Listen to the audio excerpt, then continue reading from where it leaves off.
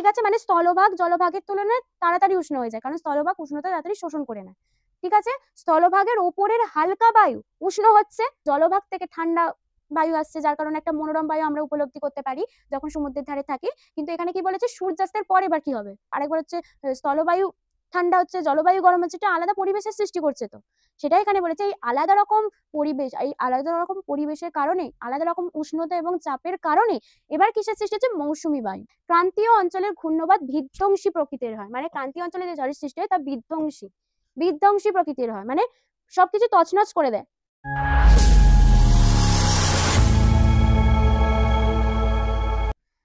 Hello students, welcome to our YouTube channel স্কুলওয়ালা। আমি তোমাদের ভূগোলের ম্যাম ত্রিশিকা। আগের ভিডিওতে আমরা অষ্টম শ্রেণীর চতুর্থ অধ্যায় চাপ বলয় ও বায়ু প্রবাহ সম্পর্কে পার্ট 1 ভিডিও দেখেছি। সেখানে পার্ট 1 ভিডিও দেখেছি। আজ আমরা পার্ট 2 সম্পর্কে জানবো, সেটা তোমাদের বইয়ের 35 পাতায় আছে। আগের ভিডিওতে আমরা বায়ু প্রবাহের মধ্যে আয়ন বায়ু পড়েছি, বায়ু চাপ বলয় পড়েছি, সেই সম্পর্কে জেনেছি। আজ আরো বিস্তৃতভাবে জানবো, বায়ু প্রবাহ সম্পর্কে আরো বিস্তৃতভাবে জানবো। চলো শুরু করা যাক। আচ্ছা, বললাম যে আগের ভিডিওতে আমরা জেনেছি আয়ন বায়ু কাকে বলে, আয়ন বায়ুকে কটি ভাগে ভাগ করা যায়, তাই তো সব সম্পর্কে আমরা জেনেছি। এবার আজকে আমরা জানবো পশ্চিমা বায়ু সম্পর্কে। ঠিক আছে, পশ্চিমা বায়ু কাকে বলে, কি বলছে চলো দেখে নেওয়া যাক। কর্কটীয় ও মকরীয় উচ্চচাপ বলয় থেকে যথাক্রমে সুমেরুবৃত্ত ও কুমেরুবৃত্ত প্রদেশীয় নিম্নচাপ বলয়ের দিকে প্রবাহিত বায়ু হলো পশ্চিমা বায়ু। তাহলে পশ্চিমা বায়ু কি, কর্কটীয় এবং মকরীয় উচ্চচাপ বলয়। চলো এখানে একটু ছবিটা দেখে নেওয়া যাক। কর্কটীয় উচ্চচাপ বলয় আর হচ্ছে মকরীয়। এই কর্কটীয় ও মকরীয় উচ্চচাপ বলয় থেকে যথাক্রমে সুমেরু ও কুমেরুবৃত্ত প্রদেশীয় নিম্নচাপ বলয়ের দিকে প্রবাহিত বায়ু হলো কি, পশ্চিমা বায়ু। সুমেরু ও কুমেরু প্রদেশীয় নিম্নচাপ বলয়ের দিকে প্রবাহিত বায়ুর নামই হচ্ছে কি, পশ্চিমা বায়ু। দেখো এই অঞ্চল থেকে এই দিকে যাচ্ছে, আর হচ্ছে এই অঞ্চল থেকে আসছে এই দিকে, দেখতে পাচ্ছ, এই যে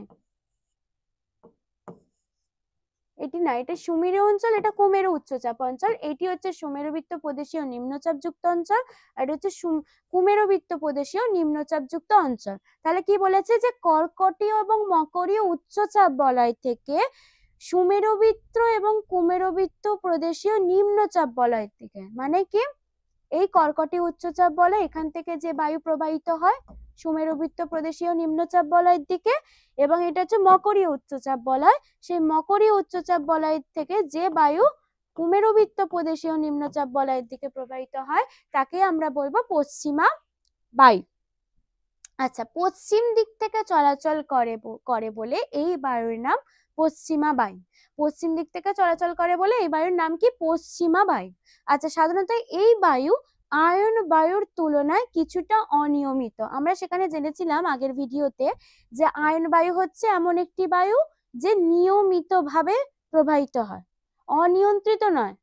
কিন্তু এটি বলছে যে সাধারণত এই বায়ু আয়ন বায়ুর তুলনায় কিছুটা অনিয়মিত, মানে এটা আয়ন বায়ুর থেকেও অনিয়মিতভাবে প্রবাহিত হয়।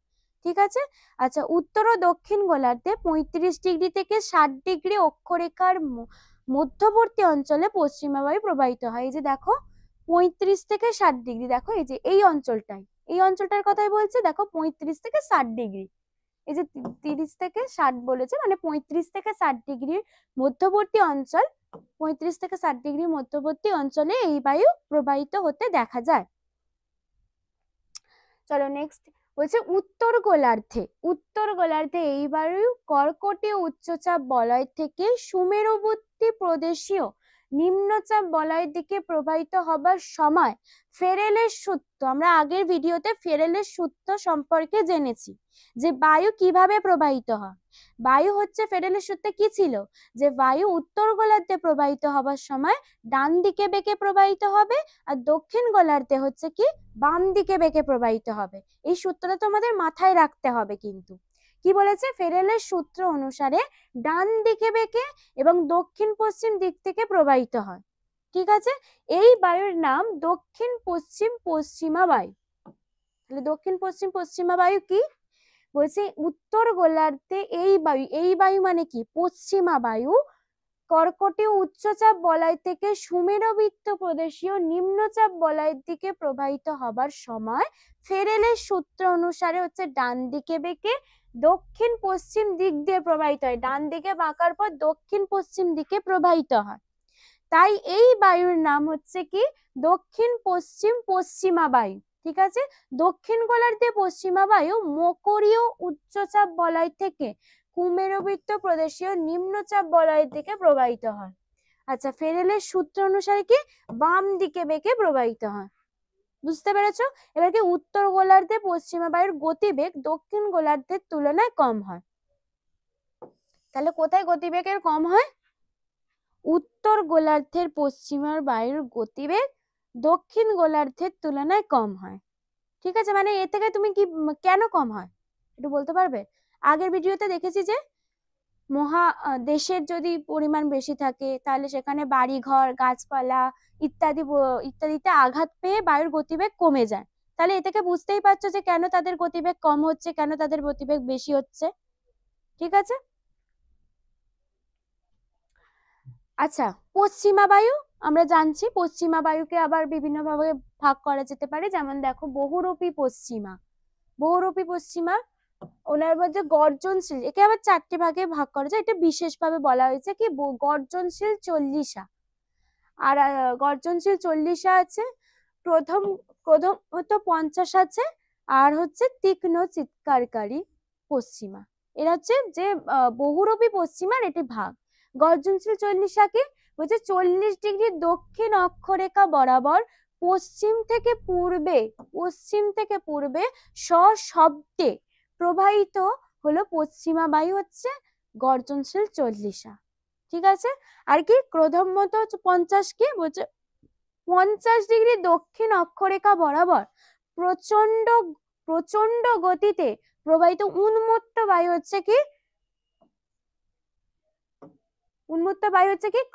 ক্রোধমত পশ্চিমা। ঠিক আছে, আর হচ্ছে কি? তীক্ষ্ণ চিৎকারকারী কি বলেছে? 60 ডিগ্রি দক্ষিণ অক্ষরেখা বরাবর তীক্ষ্ণ শব্দে, তীক্ষ্ণ কেন বলেছে? তীক্ষ্ণ শব্দ হচ্ছে, তীক্ষ্ণ শব্দে প্রবাহিত পশ্চিমা বায়ু হচ্ছে তীক্ষ্ণ চিৎকারকারী পশ্চিমা।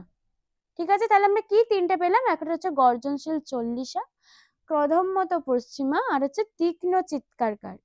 ঠিক আছে, গর্জনশীল 40 হচ্ছে সশব্দে প্রবাহিত হয়। আচ্ছা, এটা প্রবাহিত হয় হচ্ছে কোথায়? 40 ডিগ্রি অক্ষরেখা বরাবর পশ্চিম থেকে পূর্বে। ঠিক আছে, আর সশব্দে মাথায় রাখবে। আর হচ্ছে কি? ক্রোধমত কি বলছে? 50 ডিগ্রি দক্ষিণ অক্ষরেখা বরাবর প্রচন্ড গতিতে প্রবাহিত হয় উন্মত্ত মানে প্রচন্ড গতিতে প্রবাহিত হয়। আর হচ্ছে তীক্ষ্ণ চিৎকারকারী কেন বলা হয়েছে? তীক্ষ্ণ চিৎকারী করার যেটা বলা হয়েছে, যেটা মাথায় রেখে দেবে যে প্রচুর শব্দ হয়, যার কারণে তার তীক্ষ্ণ চিৎকারকারী নাম হয়েছে। যে 60 ডিগ্রি দক্ষিণ অক্ষরেখা বরাবর তীক্ষ্ণ শব্দে প্রবাহিত বায়ু হচ্ছে পশ্চিমা বায়ু। মেরু বায়ু, দুই গোলার্ধে মেরুদেশীয় উচ্চচাপ বলয় থেকে শুষ্ক এবং শীতল মেরুবৃত্ত প্রদেশীয় নিম্নচাপ বলয়ের দিকে সারা বছর ধরে প্রবাহিত হয় যেই বায়ু, তাকেই বলেছে মেরুবায়ু। আমরা জানলাম যে আয়ন বায়ু, পড়েছিলাম আগের ভিডিওতে। এবার জানছি পশ্চিমা বায়ু। পশ্চিমা বায়ু জানলাম, পশ্চিম দিক দিয়ে প্রবাহিত হয় বলে এর নাম পশ্চিমা বায়ু। এবার হচ্ছে মেরুবায়ু। মেরুবায়ু কি বলেছে? দুই গোলার্ধে মেরুদেশীয় উচ্চচাপ বলয় থেকে শুষ্ক শীতল মেরুবৃত্ত প্রদেশীয় নিম্নচাপ বলয়ের দিকে যে সারা বছর ধরে যে বায়ু প্রবাহিত হয় তাকে বলা হয় মেরুবায়ু। মানে মেরু অঞ্চল থেকে যে বায়ু প্রবাহিত হয় তাকে আমরা মেরুবায়ু বলবো। আচ্ছা, মেরুবায়ুর কি কি বৈশিষ্ট্য চলো দেখে নেওয়া যাক। এক হচ্ছে উৎপত্তি স্থান। মেরুবায়ুর উৎপত্তি হয় পৃথিবীর মেরু অঞ্চলে। ঠিক আছে, মেরু অঞ্চলে দাঁড়াও একবার ছবিটা দেখাই তোমাদের। আচ্ছা, এখানে দেখো মেরু অঞ্চল মানে এই যে মেরু বায়ু, দেখো মেরু অঞ্চল হচ্ছে এইগুলো, আর মেরু বায়ু এই জায়গাটা দিয়ে হচ্ছে মেরু বায়ু প্রবাহিত হয়। তাহলে কি বলেছে? একেবারে কি মেরু বায়ুর উৎপত্তি হয় পৃথিবীর মেরু অঞ্চলে, মানে একদম পুরো এই অঞ্চলে।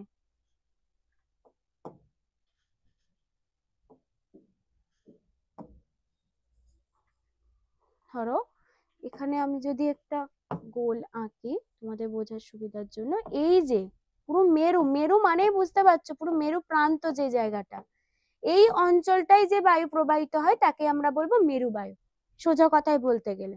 ঠিক আছে, আর কি বলেছে উৎপত্তি স্থান কি বলেছে মেরু অঞ্চলে। আচ্ছা, অর্থাৎ 60 ডিগ্রি থেকে 90 ডিগ্রি অক্ষাংশের মধ্যে অবস্থিত অত্যন্ত ঠান্ডা এলাকা, ঠান্ডা এলাকায় এই বায়ু দেখা যায়। আচ্ছা, বায়ুর প্রকৃতি, এই বায়ু খুবই শীতল, ঠান্ডা এলাকা মানে সেখানকার বায়ু তো শীতল হবেই না, খুব শীতল, ঘন, ঠান্ডা হলে সেটা ঘন হবে এবং ভারী হবে। আচ্ছা, ঘন আর ভারী হওয়ার কারণে কি বলেছে মেরু অঞ্চলের তাপমাত্রা সবসময় অত্যন্ত কম। স্বাভাবিক, যেই অঞ্চলের মধ্যে দিয়ে মানে সব সময় ঠান্ডা বায়ু বয়, শীতল বায়ু বয়, তাহলে তো সেই অঞ্চলটি সবসময় ঠান্ডা থাকবে, তাই না? আর কি বলেছে বায়ুর দিক, পৃথিবীর ঘূর্ণনের ফলে কোরিওলিস বলের প্রভাবে, কোরিওলিস বল আমরা জেনেছি, সে কোরিওলিস বলের প্রভাবে উত্তর মেরুর বায়ু দক্ষিণ দিকে প্রবাহিত হতে গিয়ে উত্তর পূর্ব দিকে হয়ে যায় এবং দক্ষিণ মেরুর বায়ু পূর্ব দিকে হয়ে নিরক্ষীয় অঞ্চলের দিকে প্রবাহিত হয়। ঠিক আছে, তাহলে এই বায়ু কোরিওলিস বলের প্রভাবে কিভাবে প্রবাহিত হয়? কোরিওলিস বলের প্রভাবে উত্তর মেরুর বায়ু দক্ষিণ দিকে প্রবাহিত হয়ে গিয়ে উত্তর পূর্ব দিকে প্রবাহিত হয় এবং দক্ষিণ মেরুর বায়ু দক্ষিণ পূর্ব দিকে প্রবাহিত হয়ে নিরক্ষীয় অঞ্চলের দিকে প্রবাহিত হয়। এগুলো তোমাদের একটু মনে রাখতে হবে, ঠিক আছে? আচ্ছা, বায়ুচাপ, বায়ুচাপ কিরকম থাকে? মেরু অঞ্চল হলো একটি উচ্চচাপযুক্ত অঞ্চল, স্বাভাবিকভাবে বুঝতে পারছো যে সেখানে সবসময় ঠান্ডা, শীতল বায়ু, ঘন ভারী বায়ু প্রবাহিত হয়, তাহলে সেই অঞ্চলটি তো উচ্চচাপযুক্ত অঞ্চল হবেই, সেটা তো নিম্নচাপযুক্ত অঞ্চল হবে না, কারণ সেখানে তো কোনো তাপমাত্রা কম, তাই না? তাপমাত্রা মানে হচ্ছে উষ্ণতা সেখানে নেই বলতে গেলে, শীতল, তাহলে তো সেই অঞ্চল তো উচ্চচাপ হবেই, কারণ এখানে ঠান্ডার কারণে বায়ু ঘনীভূত হয়ে নিচের দিকে নেমে আসে। এই উচ্চচাপ অঞ্চল থেকে মেরু বায়ুর উৎপত্তি হয়। এবার হচ্ছে কি আর্দ্রতা এবং তাপমাত্রা। মেরু বায়ু সাধারণত অত্যন্ত শুষ্ক এবং শীতল, তা আমরা বুঝতেই পেরেছি যে মেরু বায়ু অত্যন্ত শুষ্ক এবং শীতল, কারণ শীতলতার ফলে বাতাসের জলীয় বাষ্পের পরিমাণও অত্যন্ত কম থাকে। আমরা আমাদের শীতকালের সময় কি দেখেছো তো যে বাতাসে জলীয় ড্রাই বলি, ড্রাই হয়ে যায় না আমাদের গা হাত পা বা অনেক কিছু, মানে ড্রাই হয়ে পড়ে, তাই তো? কারণ কি? কারণ একটাই যে শীতলতা মানে শীত থাকে, শীতলতার কারণে জলীয় বাষ্পের পরিমাণ কম হয়ে যায়, তাই তো? তাই সেখানেও যে মেরু অঞ্চল তো অত্যন্ত ঠান্ডার জায়গা, আমরা শীতকাল এলে বুঝতে পারি যে আমাদের স্কিন ড্রাই হয়ে যায়, তাই তো? তেমন মেরু অঞ্চল তো ঠান্ডার জায়গা, তাহলে সেখানে তো বায়ু শীতল, মানে সেখানে কি জলীয় বাষ্পের পরিমাণও অত্যন্ত পরিমাণে কম, তাই তো? আচ্ছা, প্রভাব কি? মেরু বায়ুর মধ্য অক্ষাংশে পৌঁছে উষ্ণ উপক্রান্তীয় বায়ুর সাথে মিলিত হয়ে কি হচ্ছে ফ্রন্ট বা সংযোগ রেখা সৃষ্টি করছে। মেরু বায়ু কি? মেরু বায়ু আমরা জানলাম, সেই মেরু বায়ু কি করছে মধ্য অক্ষাংশে গিয়ে উষ্ণ উপক্রান্তীয় বায়ুর সাথে মিলিত হয়ে কি সৃষ্টি করছে? সংযোগ রেখা, ফ্রন্ট বা সংযোগ রেখা সৃষ্টি করছে। এই ফ্রন্টে উষ্ণ ও শীতল বায়ুর সংমিশ্রণ ঘূর্ণিঝড় এবং বৃষ্টিপাতের সৃষ্টি হচ্ছে। বুঝতে পারছো? ঘূর্ণিঝড় এবং বৃষ্টিপাতের সৃষ্টি হচ্ছে। আচ্ছা, কি তারপর জলবায়ুর ওপর প্রভাব। মেরুবায়ু যেসব অঞ্চলের ওপর দিয়ে প্রবাহিত হয় সেসব অঞ্চল সাধারণত শীতল এবং শুষ্ক জলবায়ু লাভ করে। স্বাভাবিক, একটা যখন শীতল বায়ু, আমাদের যেমন শীতকাল, তখন আমাদের দেশের ওপর দিয়ে মানে আমাদের জলবায়ু তখন জলবায়ুর মধ্যে তো শীতল বায়ু থাকে, শীতল বায়ু প্রবাহিত হয়, যার কারণে পরিবেশ আমাদের শীতল থাকে, হাত পা ড্রাই হয়ে যায়, তাই তো? তেমন কি বলেছে যে মেরু অঞ্চলের বাতাস যখন যে অঞ্চলের মধ্যে দিয়ে প্রবাহিত হয় সেই অঞ্চলটি কি হয় শীতল হয়ে যায় এবং শুষ্কতা লাভ করে। গতি, মেরু বায়ুর গতি সাধারণত মধ্যম থেকে দ্রুত হয়, তাহলে তার গতি কিরকম হয়? মধ্যম থেকে দ্রুত হয়, ঠিক আছে? বিশেষত যখন এটি নিম্ন অক্ষাংশের উষ্ণ বায়ুর সঙ্গে সংঘর্ষে আসে। কখন বেশি হয়? যখন নিম্ন অক্ষাংশে মানে নিচের অক্ষাংশে উষ্ণ বায়ুর সাথে সংঘর্ষে আসে। যখন ঠান্ডা বায়ু কোনো গরম বায়ুর মানে উষ্ণ বায়ুর সংঘর্ষে আসে তখন তার গতিবেগ কি হয়? আরো মানে কি বলবো, নিম্ন আসে তখন উষ্ণ বায়ুর সাথে সংঘর্ষ আসে তখন তার গতিবেগ আরো বেড়ে যায়। ঠিক আছে। আচ্ছা, সারসংক্ষেপে কি বলেছে? মেরুবায়ু হলো পৃথিবীর মেরু অঞ্চল থেকে নিরক্ষীয় অঞ্চলের দিকে প্রবাহিত শীতল, বারবার বলছে কিন্তু, শীতল শুষ্ক ভারী বায়ু, যা পৃথিবীর তাপবিন্যাসে এবং আবহাওয়ার পরিবর্তনে গুরুত্বপূর্ণ ভূমিকা পালন করে। এই যে একটু আগেই দেখলাম যে শীতল মেরুবায়ু যে অঞ্চলের মধ্যে দিয়ে প্রবাহিত হবে সেই অঞ্চলটি শীতল হয়ে পড়বে, মানে সেখানকার উষ্ণতা কমে যাবে। তাই বলেছে যে আবহাওয়া এবং আবহাওয়া পরিবর্তনে এই মেরুবায়ু অত্যন্ত গুরুত্বপূর্ণ ভূমিকা পালন করে। ওই বায়ু যখন কোনো অঞ্চলের মধ্যে দিয়ে প্রবাহিত হয়, আমরা তো দেখতেই পাচ্ছি সেই অঞ্চল ঠান্ডা হয়ে যাচ্ছে, সেই অঞ্চল যদি উষ্ণ থাকে সেটি পরে ঠান্ডা হয়ে যাচ্ছে, মানে আবহাওয়ার তো পরিবর্তন ঘটছে না। আচ্ছা, বায়ুর চাপ বলয়ের অবস্থানের পরিবর্তন। চাপ বলয় সম্পর্কে আমরা জেনেছি, আবার সেই চাপ বলয়ের অবস্থান আছে আমরা জেনেছি, সেই অবস্থানের আবার পরিবর্তন ঘটছে কিরকম ভাবে, চলো দেখে নেওয়া যাক। জলবিষুব মহাবিষুবের দিন বায়ুচাপ বলয়গুলো নিজের অবস্থানে থাকে। আচ্ছা, এই জলবিষুব আর মহাবিষুবটা কি? তোমাদের মনে প্রশ্ন আসতেই পারে, এই জলবিষুবটা কি আর মহাবিষুবটা কি? জলবিষুব হচ্ছে যখন দিন আর রাতে, সোজা কথায় বলতে গেলে দিন আর রাতের দৈর্ঘ্য সমান থাকে, সেই দিনটাকে আমরা জলবিষুব বলবো। আর মহাবিষুব কি? যখন দিন এবং রাতের মধ্যে পার্থক্য অনেক বেশি থাকে তখন তাকে আমরা বলবো মহাবিষুব। জলবিষুব হয় দুদিন, কি কি? 21শে মার্চ আর হচ্ছে 23শে সেপ্টেম্বর। আর মহাবিষুব মানে দিন আর রাতের মধ্যে পার্থক্য বেশি হয় কখন? 21শে জুন আর 22শে ডিসেম্বরে। জলবিষুব কি বুঝলাম? যে যখন দিন এবং রাত সমান হয়। কোন কোন দিন হয়? হচ্ছে 21শে মার্চ এবং 23শে সেপ্টেম্বর। আর মহাবিষুব হচ্ছে দিন এবং রাতের মধ্যে যখন পার্থক্য বেশি থাকে তাকে আমরা মহাবিষুব বলবো। কখন হয়? 21শে জুন আর হচ্ছে 22শে ডিসেম্বরে। ঠিক আছে, এই দুটো দিন কিন্তু মনে রাখবে, পরীক্ষায় কিন্তু প্রশ্ন আসবে যে জলবিষুব কোন দিনকে বলা হয় আর মহাবিষুব কোন দিনকে বলা হয়। আচ্ছা, কি বলেছে? জলবিষুব এবং মহাবিষুবের দিন বায়ুচাপ বলয়গুলি নিজের অবস্থানে থাকে। আচ্ছা, সূর্যের উত্তরায়ণ এবং দক্ষিণায়নের সময় নিয়ত বায়ুচাপ বলয়গুলো 5 ডিগ্রি থেকে 10 ডিগ্রি অক্ষরেখার পর্যন্ত যথাক্রমে উত্তর এবং দক্ষিণ দিকে সরে যায়। একে বলে বায়ুচাপ বলয়ের অবস্থানের পরিবর্তন। আচ্ছা, এখানে যে বলেছে উত্তরায়ণ এবং দক্ষিণায়ন কাকে বলে সেটা আগে বুঝতে হবে। উত্তরায়ণ হচ্ছে সূর্য যখন উত্তর দিকে মানে দক্ষিণ থেকে উত্তর দিকে চলে যায়, আর দক্ষিণায়ন মানে হচ্ছে কি? সূর্য যখন কি, উত্তরায়ণ মানে কি বুঝলে? যে সূর্য যখন দক্ষিণ থেকে উত্তর দিকে চলে যায়। আর তাহলে দক্ষিণায়ন মানে কি? দক্ষিণায়ন তার বিপরীতটা হবে, তাই তো? বুঝতেই পারছো কি বলছি?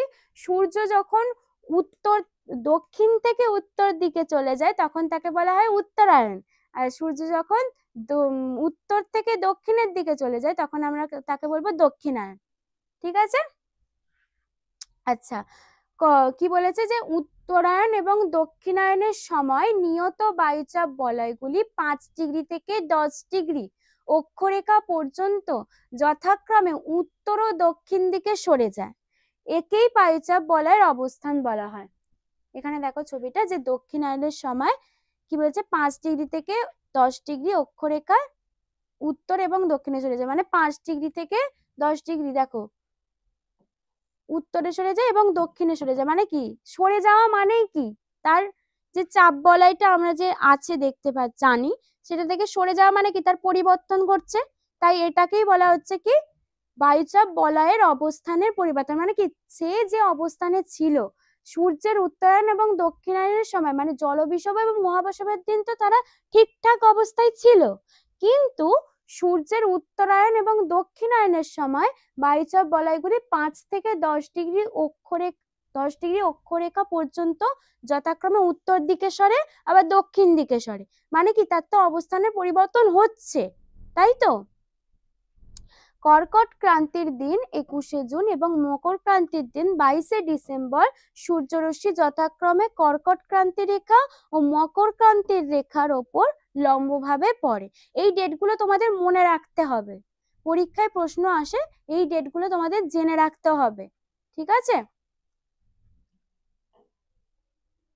আচ্ছা, বায়ুচাপ বলয়গুলোর অবস্থান পরিবর্তন দুই গোলার্ধের 30 ডিগ্রি থেকে 40 ডিগ্রি অক্ষরেখার মাঝের স্থানগুলো জলবায়ুর উপর বিশেষভাবে প্রভাব ফেলে। এই যে বায়ুচাপ পরিবর্তন ঘটছে, ধরো এই যে কর্কটীয় উচ্চচাপ, নিরক্ষীয়, মকরীয় উচ্চচাপ, এই যে বায়ুর যে চাপ বলয়, এই বায়ুর যে চাপ বলয় অবস্থার পরিবর্তন ঘটছে, একবার ওপরে নামছে একবার নিচে নামছে, তাহলে তোমাদের মতে কোন অঞ্চলটা সব থেকে বেশি প্রভাবিত হবে? মাঝখানের অঞ্চলটা তো, মাঝখানের অঞ্চলটা তো।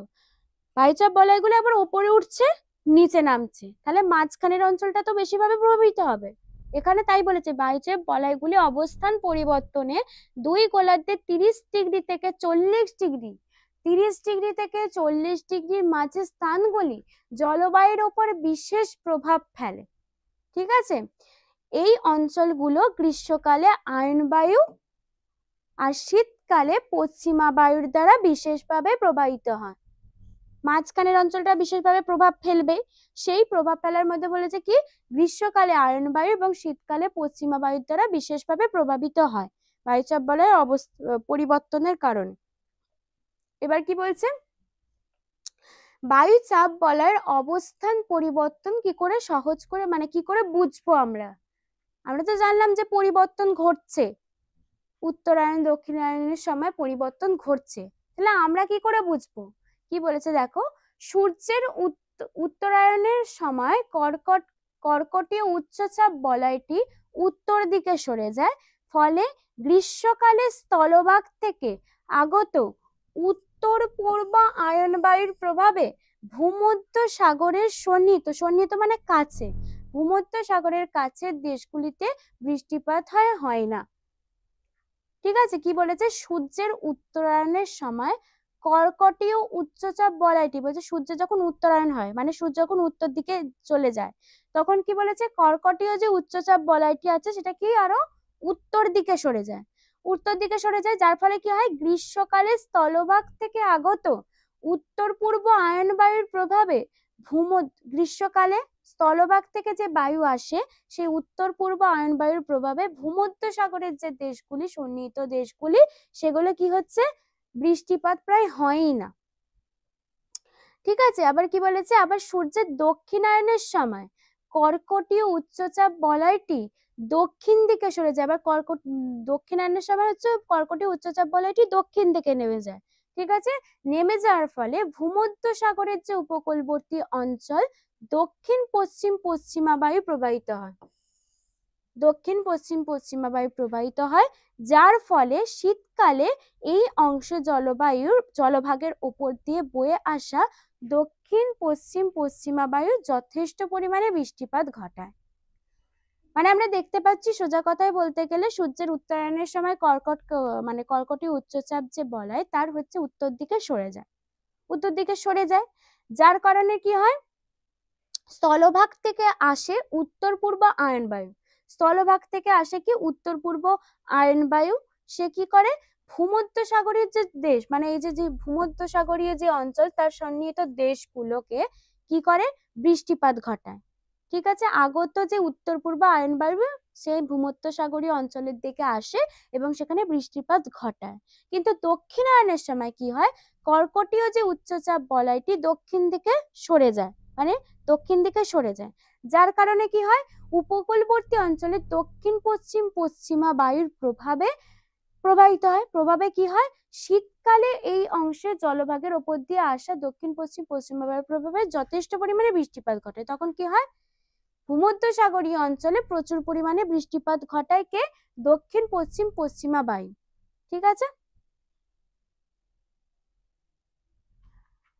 আচ্ছা, সাময়িক বায়ু। সাময়িক বায়ু কি?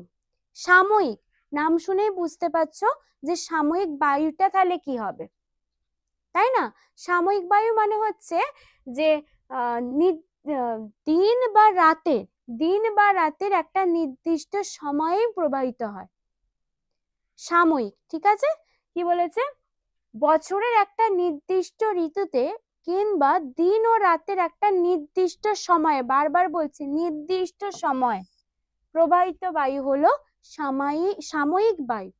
এই বায়ু নিয়ত বায়ুর মতো সারা বছর ধরে নিয়মিতভাবে চলাচল কিন্তু করে না।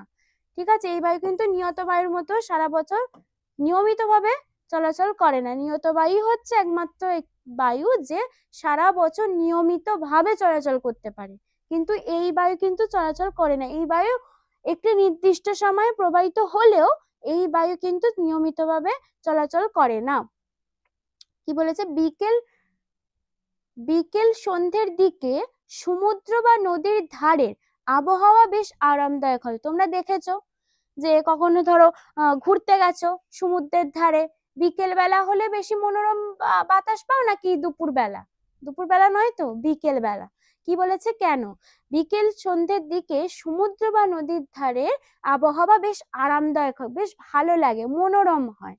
এই সময় সমুদ্র থেকে কি হয়, কেন মনোরম লাগে সেটা এবার কি বলছে দেখো।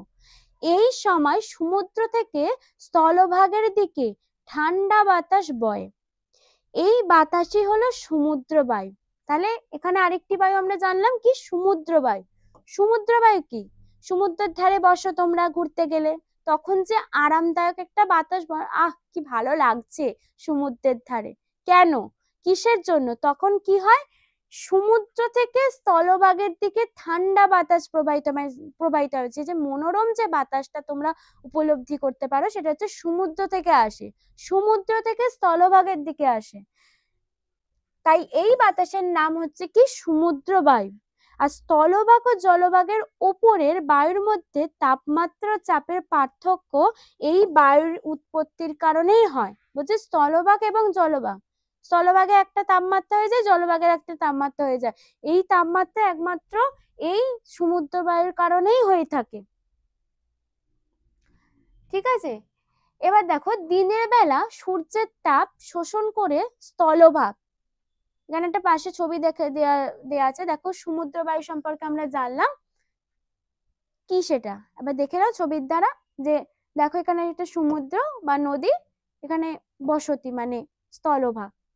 ঠিক আছে, তো এখান থেকে কি বলছে যে দেখো বাতাস সমুদ্র থেকে স্থলভাগের দিকে যাচ্ছে, এই বাতাসই হচ্ছে সমুদ্র বায়ু। ঠিক আছে, কি বলেছে দেখো, দিনের বেলা সূর্যের তাপ শোষণ করে স্থলভাগ জলভাগের তুলনায় তাড়াতাড়ি উষ্ণ হয়ে ওঠে। তাহলে কে বেশি উষ্ণ হচ্ছে? খুব ইম্পর্টেন্ট, ভালো করে লক্ষ্য দাও যে দিনের বেলা সূর্যের তাপ শোষণ করে স্থলভাগ জলভাগের তুলনায় তাড়াতাড়ি উষ্ণ হয়ে যায়। ঠিক আছে, মানে স্থলভাগ জলভাগের তুলনায় তাড়াতাড়ি উষ্ণ হয়ে যায়, কারণ স্থলভাগ উষ্ণতা তাড়াতাড়ি শোষণ করে নেয়। ঠিক আছে, স্থলভাগের উপরের হালকা বায়ু উষ্ণ হচ্ছে, মানে সেখানে কি উষ্ণ এবং হালকা বায়ু সৃষ্টি হবে।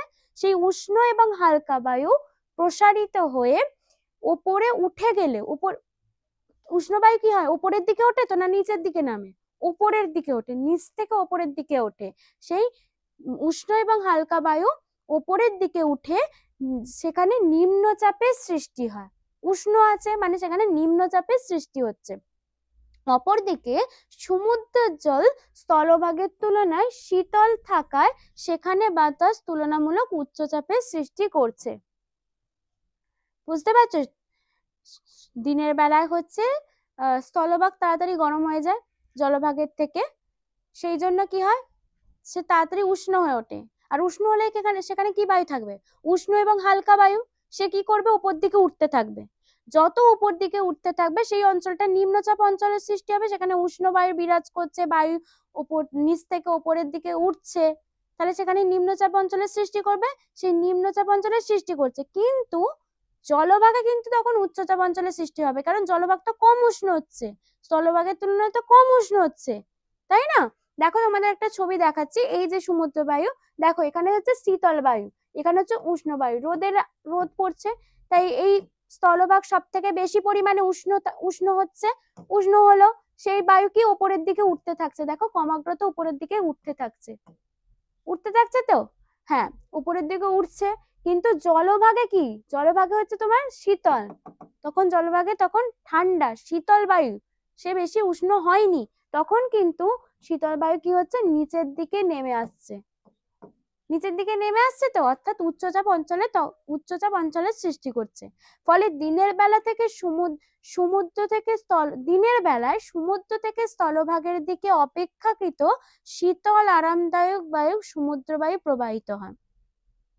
তোমাদের বললাম যে তখন কি হয়, দিনের বেলা সমুদ্র থেকে স্থলভাগের দিকে, সমুদ্রে তখন উচ্চচাপ অঞ্চল মানে শীতল বায়ু, সেই শীতল বায়ু কি করে, এবার স্থলভাগের দিকে যায়, যার কারণে কি গরম যখন স্থলভাগে যখন গরম, তখন কি হয়, সমুদ্র থেকে একটা শীতল বায়ু যায়, যার কারণে সেটি মনোরম বলে মনে হয়, আরামদায়ক হয়। সূর্য ওঠার ঘন্টা চারেক পর থেকেই এই বায়ু বইতে শুরু করে এবং বিকেল সন্ধ্যের দিকে আরো এর গতিবেগ বেড়ে যায়। বুঝতে পারছো? সূর্য ওঠার ঘন্টা তিনেক পর মানে ঘন্টা চারেক পর থেকে ওই বায়ু প্রবাহিত হয়, মানে ঘন্টা চারেক পর থেকেই তো স্থলভাগ গরম হতে থাকে, গরম হয়ে উপরের দিকে উঠে যায়, কিন্তু এখানে কিন্তু তখন গরম হয় না, এখানে কিন্তু তখন শীতলই থাকে, যার কারণে শীতল বায়ু কোথায় যায়, স্থলভাগের দিকেই যায়। তাই আমরা যখন কোনো বিকেলের দিকে তীব্র মানে গতিবেগ আরো বৃদ্ধি পায়, তাই যখন আমরা সমুদ্রের ধারে গিয়ে বসি, নদীর ধারে গিয়ে বসি, একটা সুন্দর শীতল বায়ু প্রবাহিত হয়। ঠিক আছে, আচ্ছা, সূর্যাস্তের পর থেকেই স্থলভাগের উপরের বায়ু তাপ বিকিরণ করে। আবার এটা কি বলছে শোনো, সূর্যাস্ত গেল, সূর্য যতক্ষণ আছে স্থলভাগ গরম আছে, সেখান থেকে উষ্ণ বায়ু আসছে, আর জলভাগ তখন তার তুলনায় কম গরম থাকার কারণে জলভাগ থেকে ঠান্ডা বায়ু আসছে, যার কারণে একটা মনোরম বায়ু আমরা উপলব্ধি করতে পারি যখন সমুদ্রের ধারে থাকি। কিন্তু এখানে কি বলেছে, সূর্যাস্তের পর এবার কি হবে, সূর্যাস্তের পর তো তাতে তাপমাত্রা কমে যাবে স্থলভাগে, কি বলেছে দেখো, সূর্যাস্তের পর থেকেই স্থলভাগের উপরের বায়ু তাপ বিকিরণ করে রাতের দিকে বেশ শীতল হয়ে পড়ে। এবার কি, স্থলভাগ তো সারাদিন গরম, সূর্য উঠে আছে যতক্ষণ ততক্ষণই গরম, তাহলে সেটা সূর্য যখন ডুবে যাবে স্বাভাবিকভাবে তার তো উষ্ণতা কমে যাবে, তাই না? এবার কি বলছে, স্থলভাগ এবার ঠান্ডা হতে শুরু করেছে, স্থলভাগ হচ্ছে উষ্ণতা কমিয়ে দিচ্ছে, স্থলভাগের উষ্ণতা কমে যাওয়ার কারণে স্থলভাগের উষ্ণতা কমে যাচ্ছে, তাহলে জলভাগেরও কি উষ্ণতা কমে যাবে না, তখন কি করবে, কিন্তু সমুদ্রের ওপরের বায়ু তখনও স্থলভাগের তুলনায় বেশি উষ্ণ থাকে। এবার তোমাদের মনে প্রশ্ন থাকতেই পারে, এতক্ষণ তো বলছিলেন যে জলের ওপর জল ঠান্ডা মানে জলের ওপর উচ্চচাপ অঞ্চলের সৃষ্টি হচ্ছে, জলের ওপর যে বায়ু শীতল আবার গরম হয়ে গেল কি করে, দিনের বেলা সূর্য জলভাগের ওপরেও কিরণ দিচ্ছে, স্থলভাগের ওপরেও কিরণ দিচ্ছে, তাই তো? কি জানলাম যে জলভাগের থেকে স্থলভাগ তাড়াতাড়ি গরম হয়ে যায়, কিন্তু জলভাগের থেকে স্থলভাগ তাড়াতাড়ি গরম হয়ে যায়, কিন্তু জলভাগ কি তা বলে গরম হচ্ছে না, গরম হচ্ছে, কিন্তু স্থলভাগের থেকে কম গরম হচ্ছে, তাই তো? এবার যখন সূর্য ডুবে যাচ্ছে, স্থলভাগ তাড়াতাড়ি তাপও বিকিরণ করে দিচ্ছে, স্থলভাগ ঠান্ডা হয়ে যাচ্ছে, কিন্তু জলভাগ তো তাড়াতাড়ি তাপ বিকিরণ করতে পারে না, তখন জলভাগের মধ্যেও সেই গরমটা মানে সেই উষ্ণতাটা থেকে যায়, তার তাপ বিকিরণ করতে অনেক দেরি হয়। ঠিক আছে, সে তখন তাপ বিকিরণ সম্পূর্ণ করতে পারে না, কি হয় তখন, তখন সমুদ্রের ওপরে বায়ু তখন স্থলভাগের তুলনায় বেশি গরম থাকে, স্থলভাগের ওপর বায়ুর উচ্চচাপ ও সমুদ্রের ওপর বায়ুর নিম্নচাপের সৃষ্টি হয়। এবার দেখো, স্থলভাগের বায়ু শীতল হচ্ছে, তাহলে এখানে কিসের সৃষ্টি হবে, উচ্চচাপ না নিম্নচাপ, শীতল হচ্ছে ভারী হচ্ছে, সেখানে কি হবে, ঘন হচ্ছে, সেখানে কিসের সৃষ্টি হবে, উচ্চচাপ অঞ্চলে, কিন্তু জলভাগে তো গরম তখন, জলভাগ তো তাপ বিকিরণ করতে পারেনি, তখন সেখানে উষ্ণতা থাকার কারণে নিম্নচাপের সৃষ্টি হচ্ছে। এবার বলো তো কোন দিক থেকে কোন দিকে তাহলে বাতাস প্রবাহিত হবে, বলো তাহলে। তখন হচ্ছে স্থলভাগে যেহেতু উচ্চচাপ, জলভাগে যেহেতু নিম্নচাপ, তখন স্থলভাগ থেকে জলভাগের দিকে বাতাস প্রবাহিত হবে। এই বায়ুকেই আমরা কি বলি, স্থলবায়ু। কি বলেছে দেখো, স্থলভাগের উপর উচ্চচাপ এবং জলভাগের উপর নিম্নচাপের সৃষ্টি হয়, ফলে রাতের বেলা স্থলভাগ থেকে সমুদ্রের দিকে বায়ু প্রবাহিত হতে থাকে। এই বায়ুর নাম হলো স্থলবায়ু। বুঝতে পেরেছো? ভোর রাতের দিকে এই বায়ুর গতিবেগ আরো বেড়ে যায়। ভোর রাত যখন হয় মানে ভোরবেলার সময়টা করে, তখন এই বায়ুর গতিবেগ আরো বেড়ে যায়। তাহলে কি বুঝলে, যে স্থলবায়ু কোনটা আর কি সমুদ্রবায়ু কোনটা। আমরা দেখলাম যে কিভাবে হচ্ছে, কি কোন প্রসেসে হচ্ছে। যখন দিনের বেলা আছে তখন স্থলভাগ গরম হয়ে যাচ্ছে, জলভাগ গরম হচ্ছে না, তার তুলনায় গরম কম হচ্ছে, যার কারণে কি জলভাগ থেকে স্থলভাগের দিকে বায়ু প্রবাহিত হচ্ছে। এবার যখন রাতের বেলা আসছে তখন স্থলভাগ তাড়াতাড়ি ঠান্ডা হয়ে যাচ্ছে, কিন্তু জলভাগ তো ঠান্ডা হতে পারছে না, তখন স্থলভাগ থেকে স্থলভাগ কি হয়, উচ্চচাপের সৃষ্টি হয়, তাহলে স্থলভাগ থেকে জলভাগের দিকে বায়ু প্রবাহিত হচ্ছে, তাকে আমরা বলি স্থলবায়ু। ভোর রাতের দিকে এই বায়ুর গতিবেগ বাড়ে। আচ্ছা, আর সমুদ্র বায়ুর কখন গতিবেগ বাড়ে জানলাম, বিকেল বেলার দিকে, বিকেল সন্ধ্যের দিকে। দৈনিক তাপমাত্রার পার্থক্যের কারণে যেমন সমুদ্র ও স্থলবায়ুর সৃষ্টি হয়, তেমন দুটো বিপরীত ঋতুতে বায়ুর উষ্ণতা এবং চাপের পার্থক্যই হলো মৌসুমী বায়ুর সৃষ্টির কারণ। তাহলে আরেক ধরনের বায়ু পেলাম কি, মৌসুমী বায়ু। এই যে সমুদ্র এবং স্থলবায়ুর সৃষ্টি হয়, তেমনি দুটো পরিস্থিতির সৃষ্টি হচ্ছে। একবার হচ্ছে স্থলবায়ুটা গরম হচ্ছে, একবার জলবায়ু ঠান্ডা হচ্ছে, আর একবার হচ্ছে স্থলবায়ু ঠান্ডা হচ্ছে, জলবায়ু গরম হচ্ছে, এটা আলাদা পরিবেশের সৃষ্টি করছে। তো সেটাই এখানে বলেছে, এই আলাদা রকম পরিবেশের কারণে, আলাদা রকম উষ্ণতা এবং চাপের কারণে এবার কিসের সৃষ্টি হচ্ছে, মৌসুমী বায়ু। গ্রীষ্মকালকে দিন আর শীতকালের রাত ধরা হলে এই দুই ঋতুর পার্থক্যের জন্য মৌসুমী বায়ু প্রবাহিত হয়।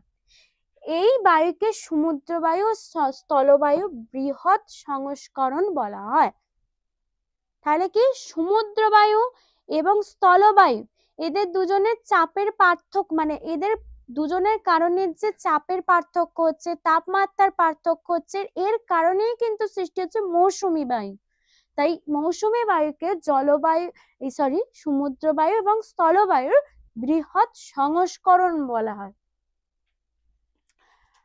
আচ্ছা, শীতকালে কি বলেছে, শীতকালে মহাদেশের অভ্যন্তর ভাগ তাড়াতাড়ি তাপ বিকিরণ করে, যেটা আমরা বললাম, তাড়াতাড়ি তাপ বিকিরণ করে শীতল হয়ে পড়ে এবং সেখানে বায়ুর উচ্চচাপ তৈরি হয়। এই সময় ভারত মহাসাগরের জল স্থলভাগের তুলনায় উষ্ণ থাকায় সেখানে বায়ুর নিম্নচাপ সৃষ্টি হয়। ফলে শীতকালে স্থলভাগ থেকে ঠান্ডা শুষ্ক বাতাস সমুদ্রের দিকে প্রবাহিত হয়, এটিই বলা হয় শীতকালীন মৌসুমী বায়ু। মৌসুমী বায়ু কেন সৃষ্টি হচ্ছে আমরা দেখলাম, যে স্থলবায়ু এবং জলবায়ুর বৃহৎ সংস্করণের মাধ্যমে, মানে বৃহৎ স্থলবায়ু এবং সমুদ্র বায়ুর যে পরিবর্তন ঘটাচ্ছে, তার মধ্যে থেকেই হচ্ছে মৌসুমী বায়ুর সৃষ্টি হয়। এবার মৌসুমী বায়ুর মধ্যে কি বায়ুর একটি গুরুত্বপূর্ণ বায়ু হচ্ছে শীতকালীন মৌসুমী বায়ু। কি বলেছে, শীতকালে মহাদেশের অভ্যন্তরভাগ তাড়াতাড়ি তাপ বিকিরণ করে। শীতকাল, তাহলে কি বলেছে, মহাদেশ তার অভ্যন্তরে তাপ তাড়াতাড়ি বিকিরণ করে দিতে পারে, শীতল হয়ে পড়ে। আমরা জানি স্থলভাগ অর্থাৎ মহাদেশ যেমন তাপ তাড়াতাড়ি শোষণও করতে পারে, তেমন তাপ তাড়াতাড়ি বিকিরণও করতে পারে। তাই শীতকাল যখন আসে সে তাড়াতাড়ি তাপ বিকিরণ করে ফেলে এবং সেখানে বায়ুর উচ্চচাপ তৈরি হয়, তাপ বিকিরণ করে ঠান্ডা হয়ে যাচ্ছে, মানে সেখানে উচ্চচাপ তৈরি হচ্ছে। এই সময় ভারত মহাসাগরের জল স্থলভাগের তুলনায় উষ্ণ থাকে। এই সময় কি বলেছে, এই যে ভারত মহাসাগরের জল এর তুলনায় স্থলভাগের তুলনায় কি থাকে, উষ্ণ থাকে। তাই উষ্ণ থাকায় সেখানে বায়ুর নিম্নচাপের সৃষ্টি হয়, মানে এই অঞ্চলে তখন নিম্নচাপ, এই অঞ্চলে তখন উচ্চচাপ, শীতকালের কথা বলছি। উচ্চচাপের নিম্নচাপের সৃষ্টি হয়, ওই অঞ্চলে উচ্চচাপের সৃষ্টি হয়। ফলে শীতকালে স্থলভাগ থেকে ঠান্ডা শুষ্ক বাতাস সমুদ্রের দিকে প্রবাহিত থাকে। এখানে উচ্চচাপ, এখানে নিম্নচাপ, তাহলে এই অঞ্চল থেকে একটা বাতাস তো প্রবাহিত হবে, দেখো প্রবাহিত হচ্ছে। এই বাতাসটার নামই হচ্ছে শীতকালীন মৌসুমী বায়ু, শীতকালে প্রবাহিত হয় বলে। আচ্ছা, এবার পড়বো আমরা হচ্ছে অ্যানাবেটিক বায়ু। অ্যানাবেটিক বায়ু কাকে বলে, ভালো করে শোনো কি বলছি। দিনের বেলা সূর্যের তাপে পর্বতের ঢালের উপরের বায়ু যে পরিমাণে উষ্ণ হয়, উপত্যকার মাঝের অংশের বায়ু তেমন কিন্তু উষ্ণ হয় না। মানে দিনের বেলা উপরের বায়ু যে পরিমাণে উষ্ণ হয়, মাঝের বায়ু কিন্তু সেরকম ততটা পরিমাণে উষ্ণ হয় না। ফলে এই উষ্ণ এবং হালকা বায়ু পর্বতের ঢাল বরাবর নিচ থেকে উপরের দিকে উঠতে থাকে। এই যে উষ্ণ বায়ু কি হচ্ছে, উষ্ণ বায়ু তাহলে উপরের দিকে উষ্ণ হচ্ছে, মাঝখানে ততটা উষ্ণতা পাচ্ছে না, তখন কি হচ্ছে, উষ্ণ বায়ু নিচে, উষ্ণ বায়ু নেমে আসছে। উষ্ণ বায়ু নেমে এসে কি করছে, ক্রমাগত নিচ থেকে উপরের দিকে উঠে যাচ্ছে। এই যে ক্রমাগত নিচ থেকে এবার উপরের দিকে উঠে যাচ্ছে। এই বায়ুটাকে আমরা বলি অ্যানাবেটিক বায়ু। উপর থেকে নামছে বায়ু, নেমে আবার পর্বতের ঢাল বরাবর নিচ থেকে উপরের দিকে উঠে যাচ্ছে, এটাকেই আমরা বলি অ্যানাবেটিক বায়ু। আচ্ছা, ক্যাটাবেটিক বায়ু কাকে বলা হয়, আবার রাত্রিবেলায় তাড়াতাড়ি তাপ বিকিরণ করে পর্বতের ঢালের উপরিস্থিত বায়ু শীতল হয়ে পড়ে। তাহলে কি রাত্রিবেলায় কি হয়, রাত্রিবেলা হচ্ছে তাড়াতাড়ি তাপ বিকিরণ করে ফেলে, যার কারণে পর্বতের ঢালের উপরের বায়ু শীতল হয়ে পড়ে। আগে অ্যানাবেটিকে দিনের বেলা হচ্ছে কি উপরের বায়ু উষ্ণ থাকে, এখন হচ্ছে রাত্রিবেলা, তাই তাপ বিকিরণ করে ফেলার কারণে সেখানকার মানে উপরের বায়ু হচ্ছে শীতল থাকে।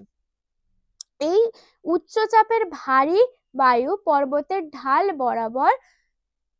বরাবর উপর থেকে নিচের দিকে নামতে শুরু করে এবং উপত্যকার অবস্থান করে। এবার কি করে, তাড়াতাড়ি তাপ বিকিরণ করে ফেলছে, তাই কি করছে, পর্বতের ঢালের যে উপরিস্থিত বায়ু শীতল হয়ে পড়ছে। শীতল হয়ে কি করছে, উচ্চচাপের অবস্থান করছে, শীতল হয়ে যাচ্ছে মানে উচ্চচাপ অবস্থান করছে।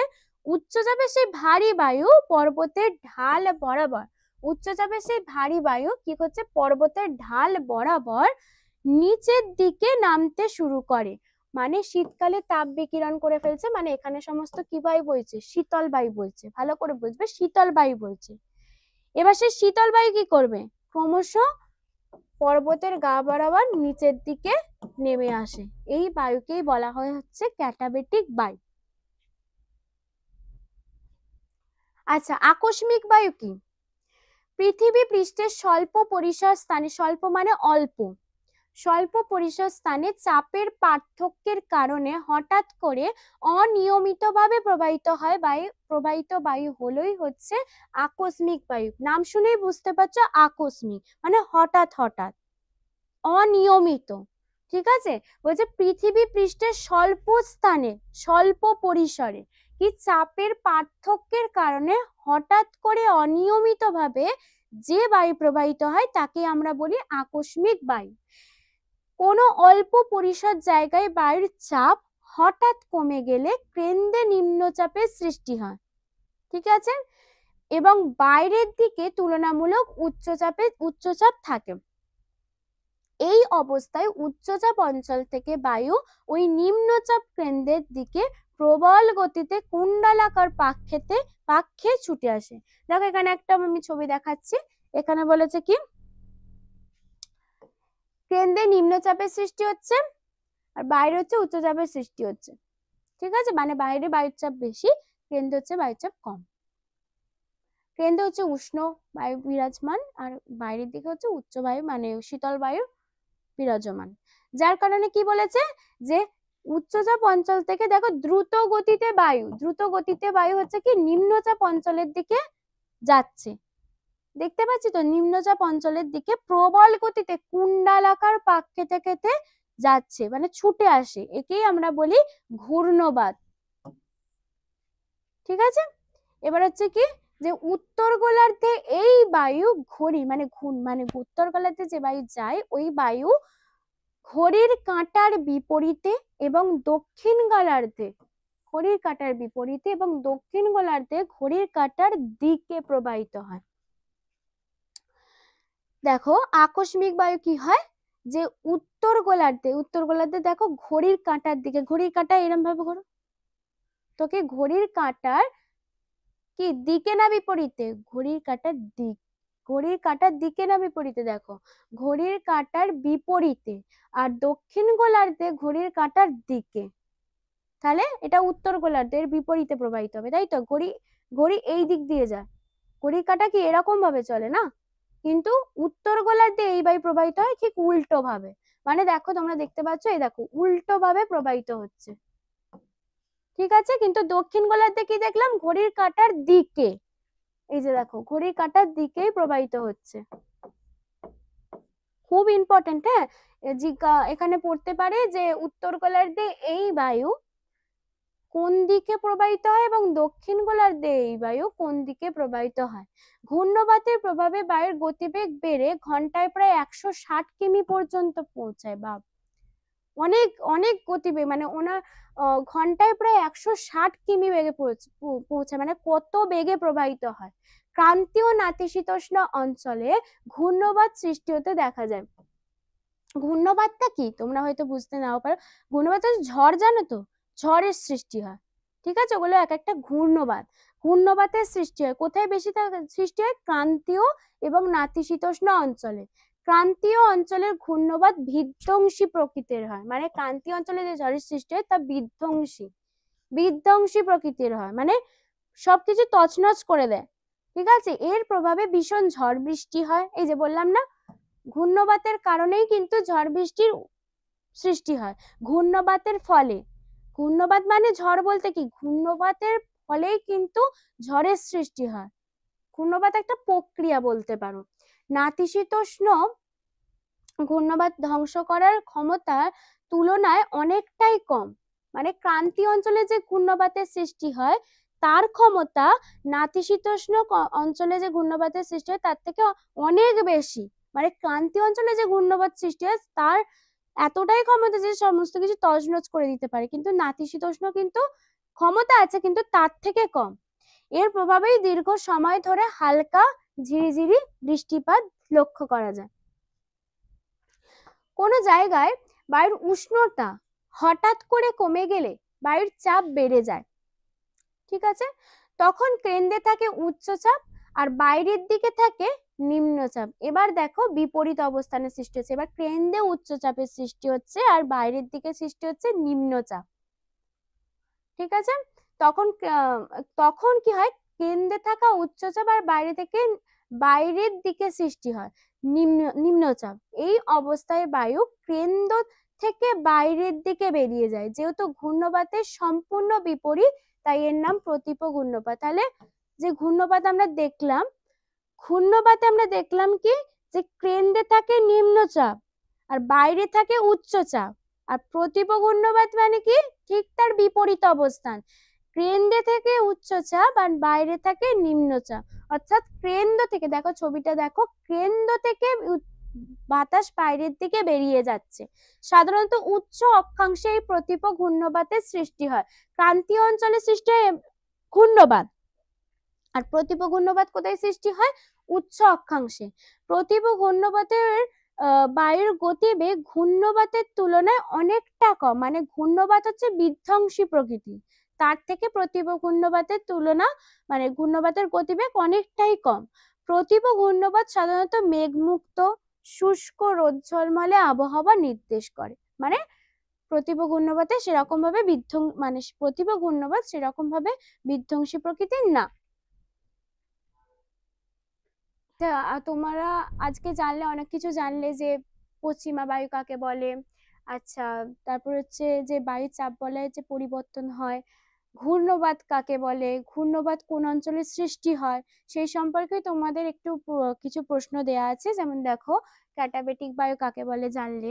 স্থানীয় বায়ু, স্থানীয় বায়ুটা কিছুই না, স্থানীয় বায়ুটা একটু বলে দিই। স্থানীয় বায়ুটা হচ্ছে কোনো কারণে স্থানীয় অঞ্চল, মানে যে অঞ্চলের মধ্যে দিয়ে যে বায়ু প্রবাহিত হয় তাকেই স্থানীয় বায়ু বলে। কোনো স্থানের মধ্যে দিয়ে স্থানীয় কারণে যে বায়ু প্রবাহিত হয় তাকেই স্থানীয় বায়ু বলে। যেমন উদাহরণ, লু আছে, আঁধি আছে। তোমরা গরমের দেশ, সেখানে দেখবে লু বলে না, লু বইছে, ওটা কিন্তু স্থানীয় বায়ু। রাজস্থান, যে কোনো গরম অঞ্চলে প্রচন্ড গরম যে বায়ু প্রবাহিত হয় যে সেই সময়, তাকে আমরা লু বলি। ঠিক আছে, লু আঁধি এগুলো হচ্ছে সব স্থানীয় বায়ু। আমি তোমাদেরকে বলে দিলাম, তোমরা কিন্তু অবশ্যই করবে। স্থানীয় বায়ু কাকে বলে, স্থানীয় বায়ুর কয়েকটি উদাহরণ আমি বলে দিলাম। আচ্ছা, মেরু বায়ু কোথায় দেখা যায়? আচ্ছা, কোন অঞ্চলে ঘূর্ণবাত দেখা যায়?